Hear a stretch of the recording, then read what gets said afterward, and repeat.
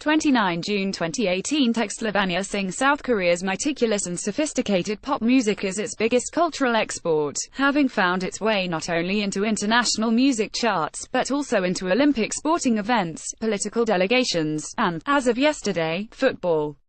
K-pop's dominance makes it hard to imagine a genre like rock, which eschews the slick beats and slicker idol groups of K-pop for something more raw and wild, could ever flourish within the country's music industry. In fact, long before modern K-pop was born in the early 1990s, one of South Korea's first musical revolutions was spearheaded by guitarist and singer-songwriter Shin Jung-hyun.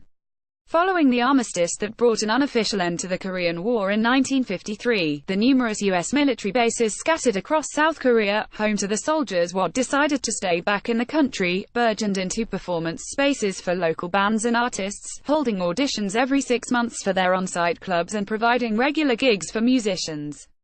Influenced by the American jazz and psychedelic rock tunes heard on the radio, 19-year-old Shin Jung-hyun auditioned in the hopes of finding regular work soon enough. However, he was performing as often as 40 times a month.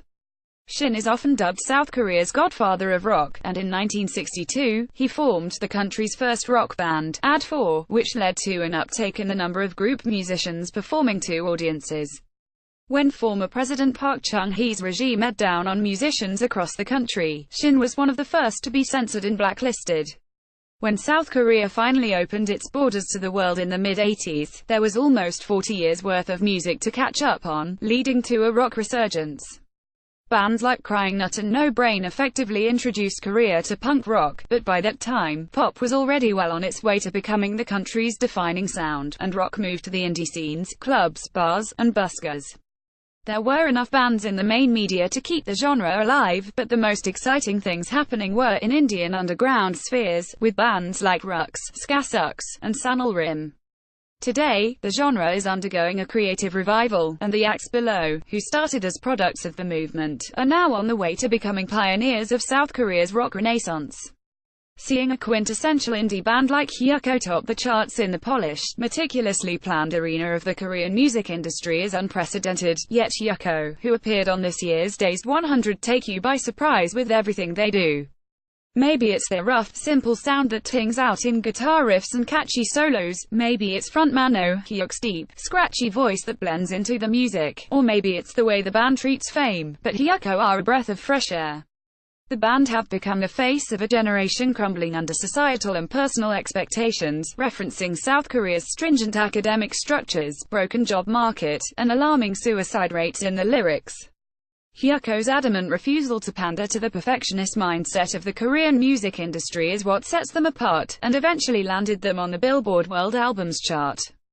In July 2015, they became the first act to sign with HIGHGRND, a subsidiary of the hugely influential YG Entertainment. Despite their association with a Big Three label, however, the band have no plans to change. At the end of the day, when it comes to music, if you can't show that you are capable of bringing something more to the table, you become stale, guitarist Hyun-jae said in an interview with Sense. It's been less than a year since the Rose officially debuted with Sorry, but longtime fans of the band will recognize them from their years on Korea's vibrant busking scene. Vocalist Do Jun and bassist Jae-hyung met while busking in the lively Hongdae district, first planning to play as a duo before forming the group Windfall with a third member, Ha-jun, and eventually becoming the quartet The Rose when their present leader and vocalist Woo-sung joined the band. Though the Rose have a distinctly pop-rock sound, their lyrics are too introspective to be paired with comforting guitars and light drums. They talk about loneliness, unsatisfactory relationships, and debilitating guilt, and they make it work. It's impossible to talk about Korea's indie rock scene without mentioning Nell. Having cited Radiohead as an influence and collaborated with rap stars like G-Dragon and Epic High, critics have credited Nell as one of the most important architects of the rock genre in the country. For the most part, you have lead vocalist Kim Jong-won to thank for that. He writes, produces, and composes almost all of the band's songs. Nell's success, however, was unprecedented in more ways than one, mostly because the band never went in the same pop-friendly direction as similar acts of the time. Over the years, their depressive, dark songwriting, coupled with their psychedelic roots, has become their trademark, as well as the reason they're still considered a niche proposition. Their music has helped usher in a new creative era for rock in South Korea, and helped put the genre on the map internationally when they became one of Billboard's best South Korean acts in 2014. Weta are young, both figuratively and literally. They debuted in November 2016 with the single Who and followed up with their debut album Romance in a Weird World just a few months later. Those two records established Weta as a band open to interpretation and experimentation, while Who is an upbeat track looping simple guitar sounds and backed by calm drums. Album track Lucy is darker, slower, and more complex. Weta use their music to express their anger and indifference, but don't take themselves too seriously. In Who, for example, they put their feelings simply: buddy, you should get off my soul, my body, my music, my tax, my loving, just off. It isn't just Julia Dream's name that references Pink Floyd. Listen to their single Lay It Down on Me and you can easily hear the band's influences.